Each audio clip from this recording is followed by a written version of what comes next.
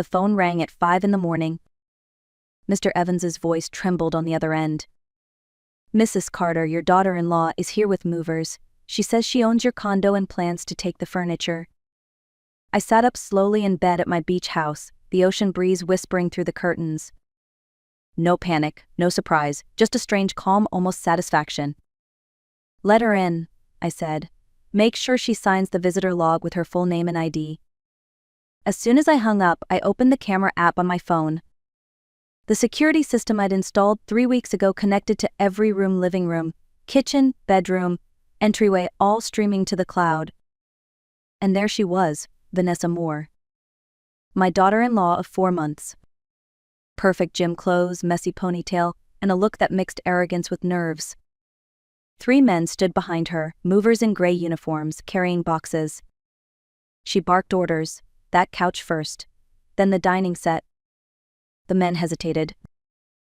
"Ma'am, are you sure the owner approved this?" Vanessa flashed a piece of paper too quickly to read. "I'm the owner now, it's all legal." I zoomed in, watching her lips move. "It belongs to me now." My pulse stayed steady. The cameras were recording everything, every word, every motion. What Vanessa didn't know was that those recordings were already uploading to the cloud and alerting my lawyer, Rachel. This wasn't just trespassing. It was the moment I'd been waiting for, the trap I'd spent weeks preparing. While the movers began lifting my furniture, I whispered to the sea breeze, "You wanted a war, Vanessa. You just started one." I didn't call the police right away. Instead, I sat there, phone in hand, watching everything unfold from my beach house. I wanted her arrogance recorded, her certainty that I was helpless. From the living room camera, I saw Vanessa pacing around, pointing at furniture, giving orders. Her voice was sharp. "My mother-in-law can't live alone anymore. I'm helping her downsize." The lie rolled off her tongue as easily as a compliment. But while she spoke, my app silently sent every recording to the cloud and to Rachel's inbox. I leaned back on the bed and let the memory wash over me, the day all this had started. It had been only 4 months earlier when my son, Jason, called from Atlanta. He sounded excited, nervous even.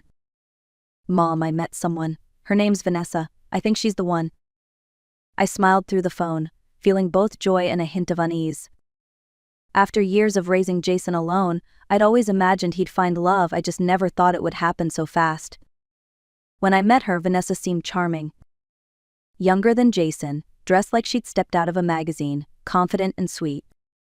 She called me Mom by the end of dinner. And that night, she brewed me a cup of tea that smelled oddly bitter. "Herbal," she'd said. "Good for your nerves." I drank half. By the time I got home, the world was spinning. Weeks passed, and she kept inviting me over, tea after tea, smile after smile. Soon Jason began repeating her words. "Mom, maybe it's time to think about the future. What if you sold the condo? You shouldn't live alone." That's when I first realized something wasn't right. Vanessa wasn't marrying my son. She was hunting for an inheritance that hadn't even changed hands yet. When Jason told me he was getting married, I forced a smile, though something inside me tightened. They had known each other only a few months, yet he sounded certain. "Mom, she's amazing. You'll love her." At the engagement dinner, Vanessa greeted me with open arms. "Mrs. Carter, it's an honor to meet you." She hugged me tightly, perfumed strong and sugary, like she wanted to leave a mark. She talked about her work in marketing, her dreams, and how Jason is lucky to have such a wonderful mother. Her charm could have fooled anyone. Even me for a while. Then the small comments began. "Do you ever feel lonely in that big condo? You must get tired managing everything alone." They sounded caring at first, but each one chipped away at my confidence. Jason started repeating them. "Mom, maybe you should think about downsizing. Vanessa says it worries her that you're by yourself." Still, I wanted to believe she meant well. At Sunday dinners, she brought tea, always tea. "Drink this, Mrs. Carter. It'll help you relax." Afterward, I'd feel dizzy, heavy-headed, like my thoughts had fogged. But I blamed it on stress, not her. 3 weeks before the wedding, she began asking about my finances casually. "Who manages your bank accounts? You must have a lot of paperwork." Her smile never faltered, but her eyes lingered too long when I mentioned my beach house. By the time the wedding day came, I'd already started feeling uneasy. And that night, as I overheard her bragging to a friend, "This marriage is the best investment I've ever made. The old lady's got property and no one else." I knew exactly what she was after. My son wasn't her love story. He was her business plan. After the wedding, Vanessa's visits became constant. She texted daily, showed up unannounced, and spoke in that syrupy tone that pretended to care. "Just checking in, Mom," she'd say. "Jason worries about you." She always brought something: soup, cookies, or that same strange herbal tea. Every time I drank it, my body felt weaker. Sometimes my vision blurred, sometimes I forgot small things. Once, I even woke up on the couch without remembering how I got there. When I mentioned it to Jason, he brushed it off. "Mom, you've been under stress. Vanessa's just trying to help." But my best friend Linda wasn't convinced. "That woman's too interested in your medicine cabinet," she warned. "She's softening you up for something." Then one afternoon, Vanessa visited with a smile that didn't reach her eyes. "Mrs. Carter, Jason and I want to make life easier for you," she began. "You have too many responsibilities: the condo, the beach house, the taxes. Wouldn't it be simpler if Jason became a co-owner, just for security?" Her words froze me. "Co-owner? Why would I need that?" "So if anything happens to you, everything's in order," she said lightly. I could hear the calculation beneath her tone. When I refused, her expression shifted for a heartbeat, sharp, almost hateful, before she smiled again. "Of course. Think it over. We just want to protect you." Protect me? Those words echoed in my head for days. People who want to protect you don't drug your tea. They don't forge your signature.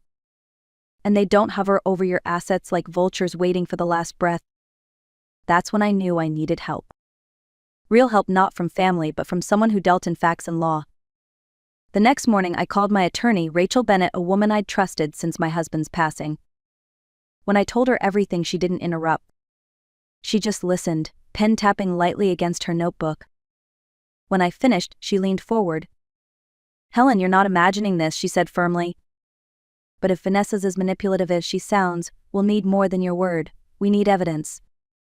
She suggested installing hidden cameras throughout my condo, small, discreet, and linked to an app that would record every movement and conversation. "If she ever tries to enter or take anything, we'll have it on video," Rachel said. "Don't confront her. Let her think she's winning." It felt strange, turning my home into a silent witness. But that night, I ordered 6 cameras online and spent a weekend installing them behind picture frames, on shelves, near the entryway. Every lens pointed toward truth. A week later, my phone vibrated with a notification. Motion detected. I opened the app and there she was. Vanessa, inside my condo. Alone. She was opening drawers, taking photos of documents, and pocketing a ring my late husband had given me. My chest tightened. She wasn't just scheming anymore, she was stealing. When I confronted Jason later that night, his answer cut deeper than any theft. "She said you told her she could stop by. Mom, you're being paranoid." That word paranoid burned into me. I realized then how deep Vanessa's poison had spread, not just through my sugar or my tea, but through my own son's heart. So I didn't argue. I just told him softly, if I'm paranoid, then truth will prove me wrong. But in my soul, I already knew truth was on my side. 2 weeks later, Vanessa invited me to lunch. She sounded cheerful on the phone, too cheerful. "Let's start fresh, Mom, just as girls," she said. I agreed, not out of forgiveness but strategy. Rachel's advice echoed in my mind: let her act. The more she moves, the deeper she sinks. Vanessa welcomed me with a bright smile and a hug that felt rehearsed. Her condo smelled of lemon and deceit. Lunch was already on the table: chicken, vegetables, and that same cup of tea. "Drink, Mrs. Carter," she urged. "It'll help your nerves." I smiled but didn't touch it. Instead, I talked about how proud I was of Jason, how I'd been updating my will half-truths meant to bait her. Vanessa's eyes flickered at the word will. After dessert, she disappeared into the kitchen. I glanced at my phone. The mini recorder Rachel had given me was running. When Vanessa returned, she slid a few papers across the table. Power of attorney, she said lightly. Just routine. It'll let Jason handle bills, property, all those complicated things. I pretended to skim it. I'll show it to Rachel first. Her smile faltered. There's no need for that, we just want to help. Help, that word again. I folded the papers neatly, stood, and thanked her for lunch. As I walked out, she whispered under her breath, not realizing my recorder caught every word. She won't sign now, but she will, one way or another. That night, Rachel and I reviewed the audio. Perfect, she said. We've got intent. Next time she steps out of line, we'll have her completely. And I knew, deep down, that Vanessa's next move would be desperate and dangerous. It happened early on a Tuesday. My phone rang at dawn. Mr. Evans again, the building superintendent. Mrs. Carter, he said, voice shaky, your daughter-in-law's here with a moving truck. Says she's the new owner. I didn't flinch. This was the moment Rachel and I had prepared for. Let her in, I said calmly. Just make sure she signs the visitor log with her full name and ID. Then I opened the security app. There she was, Vanessa Moore, standing in the lobby, 3 movers behind her, bold as daylight. She looked anxious but determined, waving papers around. My mother-in-law can't handle this place anymore. I'm taking care of it. I switched to the hallway camera on my floor. A few minutes later, the elevator opened. Vanessa stepped out and tried the lock. When the key didn't fit, she frowned, then whispered something to the men. Help me force it. The door splintered. They walked in. Vanessa pointed like a queen giving orders. That couch first, then the table. Be careful with the vases, they're worth a fortune. I watched her head to my bedroom, open drawers, pocket jewelry, and then call someone. I'm inside, she whispered. The tea didn't work, but she's gone. By the time she finds out, everything will be in our names. Right then I heard the distant echo of sirens through my phone. Vanessa froze, turned toward the window, and her face went pale. The front door burst open. 4 police officers rushed in. Police, nobody move. Vanessa stammered, you don't understand, this is mine. The officer replied, not anymore. As the handcuffs clicked shut, I took a deep breath. For the first time in months, justice had a sound, metal, final, and merciful. 3 weeks later, I walked into the courthouse with Rachel by my side. The air smelled of tension and old paper. Reporters waited outside, shouting questions, but I said nothing. I just wanted it over. Inside, Vanessa sat at the defense table, pale, shaking, and far from the confident woman who once claimed my condo. Jason was there too, sitting behind her, eyes red, face drawn. The prosecutor started strong. Your Honor, the defendant broke into Mrs. Carter's property, attempted to steal her belongings, and was caught on camera admitting to poisoning her food. He pressed play. The recordings filled the courtroom, Vanessa's voice, cold and calculating. The tea didn't work, but once this is done, Jason will sign the papers. Every juror leaned forward. Vanessa's lawyer objected, saying the audio was taken out of context, but the evidence was overwhelming. Then Dr. Holloway took the stand, the psychologist who had evaluated me. He said clearly, Mrs. Carter is mentally sound, fully competent, and perfectly aware of her actions. That single sentence shattered Vanessa's entire defense. When it was my turn to testify, I stood tall. I told them I wasn't just protecting property, I was protecting dignity. She made me doubt my mind, I said, but being older doesn't mean being weak. It means I've survived long enough to know when someone's lying. After 2 hours of deliberation, the verdict came back. Guilty on all counts. Vanessa gasped, shaking her head. I did it for love. The judge's voice stayed calm. 8 years in state prison. Jason met my eyes as she was led away. I didn't know, Mom. I swear I didn't know. I nodded faintly. I believe you, I said. But belief doesn't erase what you allowed. And with that, I walked out free. A year passed before I truly breathed again. The condo was gone, sold, cleansed of memories too heavy to carry. With that money, I bought a smaller apartment near the coast and started something new. A financial guidance group for older women called Silver Shield. We taught them how to protect their savings, read contracts, and never sign anything under pressure. Every meeting reminded me of why I'd survived. Each woman carried her own version of betrayal: a nephew, a son-in-law, a caregiver who took advantage of trust. We weren't victims anymore, we were protectors. Jason called sometimes. His voice was softer now, his words careful. He told me he was in therapy, trying to rebuild his life after the divorce. Once he said quietly, "Mom, I'm sorry for everything. I should have listened." I didn't know how to respond, so I simply said, "I'm glad you finally see." Forgiveness, I realized, doesn't mean forgetting.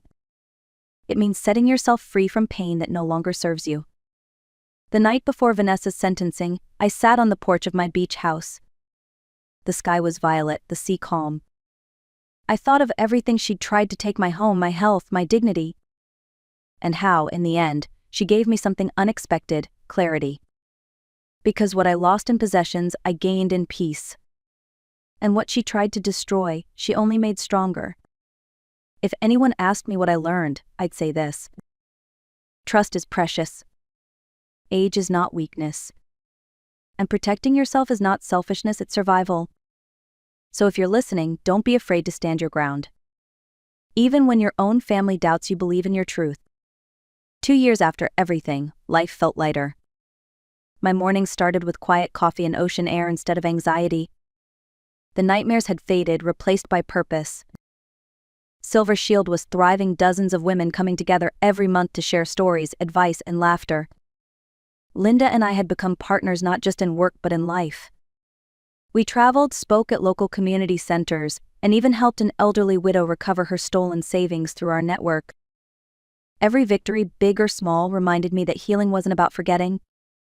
It was about using pain as fuel for something good. Jason and I eventually met for coffee. He looked older, worn, but there was humility in his eyes I hadn't seen in years. "I filed for divorce," he said, "and I'm learning to stand on my own." I reached across the table and held his hand. "Then maybe," I said, "we're both finally learning." He smiled through tears, and for the first time, the silence between us wasn't heavy. It was peaceful. That night, back at the beach house, I sat on the porch watching the sun sink below the horizon. The sky turned gold, then crimson, then soft blue again, a reminder that endings can also be beginnings. I took a deep breath and whispered, "I'm still here, stronger than ever." If you've ever been made to doubt yourself, remember this: your worth doesn't fade with age. Your voice doesn't lose power with time. And your peace is worth protecting. If this story spoke to your heart, leave a comment below and tell me where you're listening from. Don't forget to like, share, and subscribe. Because stories like these remind us that no matter how dark it gets, we always have the strength to begin again.